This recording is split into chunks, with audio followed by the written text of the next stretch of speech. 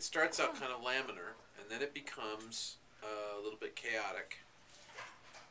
But if you wait for a while, what happens is that it begins to go sort of critical. It goes chaotic.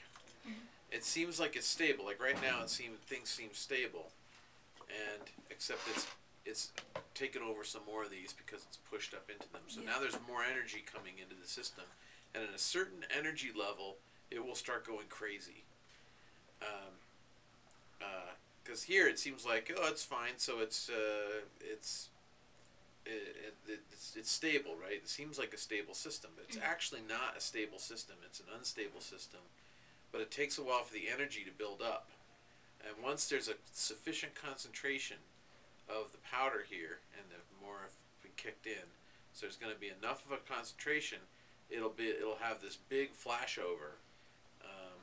Now more has come in, and eventually there's a big flashover, and then it just it just turns it goes nuts because a big an oscillation sets in, and this oscillation creates that, which has the effect of clearing out the energy, which then resets the clock, and now it begins slowly building up to the same thing again. So you have this cyclic thing. Except it'll go faster because now you've got more energy.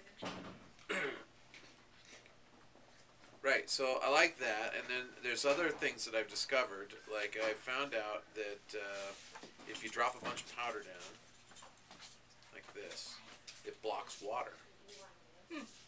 So you actually don't need a lot of powder, you just need a little bit, but it blocks water. Oh.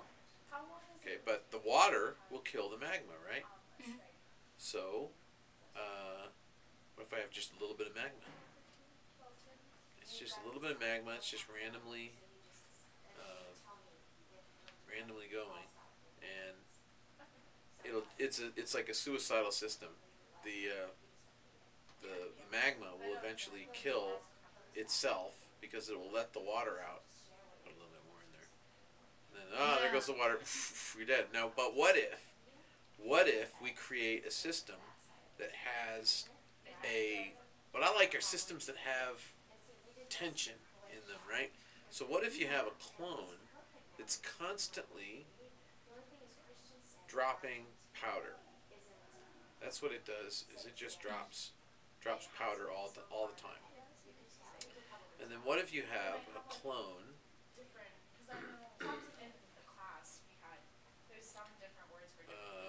where it, let's say we get some water in the middle here. Okay. And then we have another clone off here that just drops magma. Okay. And then put another clone over here that drops water. Oops.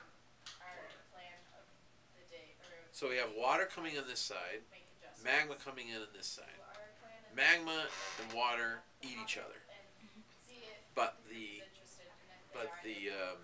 powder blocks the water, so the water can't just destroy all of the magma. Like right now, it's destroying all the magma, but if you wait, the powder will eventually build up, block the water, and the magma will be saved.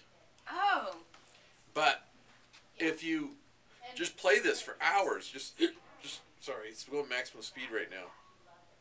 But if we just keep this going for hours, my question was, will it go into an equilibrium, or will it constantly be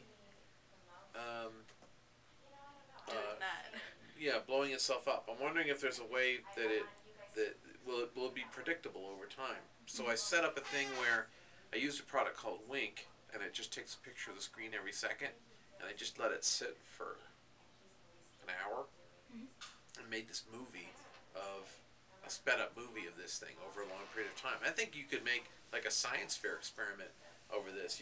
This is real interesting system dynamic stuff. So I've made volcanoes and made different kinds of things, and I love playing with it. And also another cool thing is one more thing I wanted to show you is, let's say we have fireworks.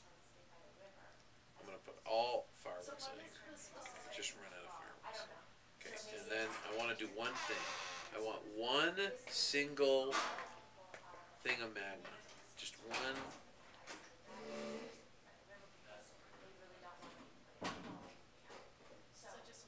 There you go. Tiny little thing of magma, right? That's all there is. Watch what happens. Do do do do do. Okay, so the fireworks get transformed into powder, and all there is these like two little magma things down there, and that magma is releasing all that energy, which creates a convection current. And the thing is that after 5 minutes of this, what will happen is the energy will build up because all the powder is released by the fireworks. Fireworks get transformed into powder, and you see the stratification and stuff like that. But eventually, the energy will build up. It will go critical. It will explode all around the screen, and then you're left with, at the very end, one single thing of magma, and everything else is burned up. And to me, it's amazing that you can have 16,000 particles of powder, 12,000 particles of fireworks. There's two things of magma here, and the two things of magma will be the only thing left at the very end. And this is one of the critical moments where flames are everywhere and everything just gets destroyed. All the powder's going down to zero, fireworks down to zero, and it's kind of like the end of the world. Yeah.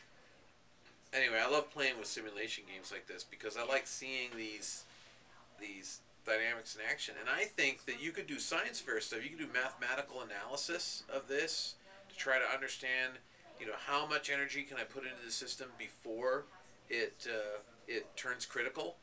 I don't know if anybody's doing any work like that, but to me, that's the kind of project I would do, science project I would do. Because you don't have to get your hands dirty with any kind of grease or anything like that. Yeah. Although I kind of like robots and real stuff as well. It's just, it takes up a lot of space and time. But I like software simulations of things. So if you ever find anything like that,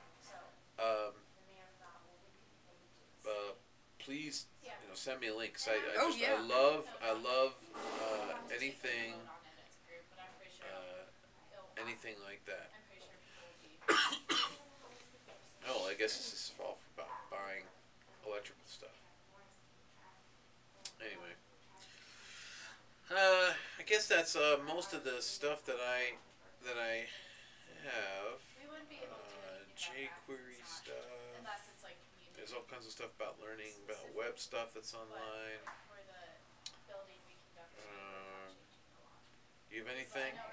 Not really. Anything else? Do you look at Science Daily? You know what Science Daily is?